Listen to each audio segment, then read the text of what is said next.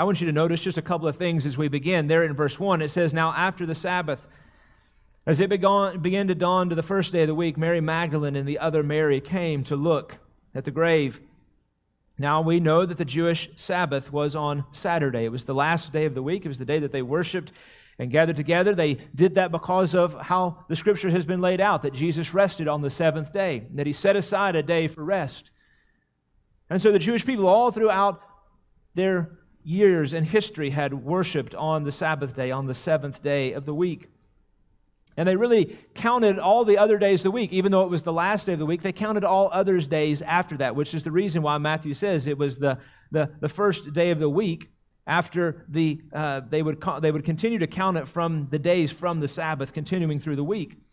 So this is sometime really early on Sunday morning in our calendar. And Mary Magdalene, it says, and the other Mary came to look at the grave. Now, Matthew here only points out two of the women, Mary Magdalene and the other Mary. Now, from the other gospel writers, we know that not only was Mary Magdalene and the other Mary there, but also Salome, who is the mother of James and John, and Joanna. There were multiple women here. Then each gospel writer points these out in different ways to tell us about these women who came here very early on this morning to come to the Lord's grave. So I want you to picture this in a moment. As they leave out to go to the grave, it's no doubt dark still outside. They get up early to get there, so they have work to do.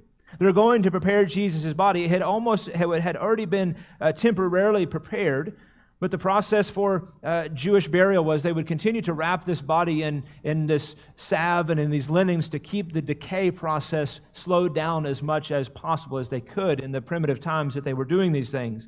So they're going back to the tomb to take oils and spices and all the other things for a proper burial because they loved their master. They loved Jesus. They had such hope and such trust in Him, and their hearts are grieved in this moment. You can almost even imagine as they're walking to the tomb, just probably the quietness along the way. Scripture doesn't tell us this, but you know what it's like when you've lost a loved one.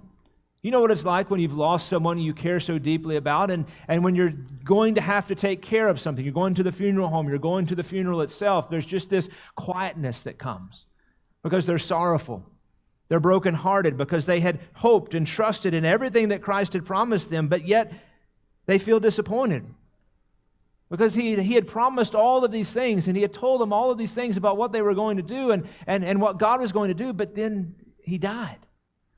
They had seen Him hanging on the cross. They had seen His body come off of the cross. They had seen His body, chapter 27 tells us, they had seen His body. They'd been there when His body was placed into the tomb, and the stone was rolled over the grave.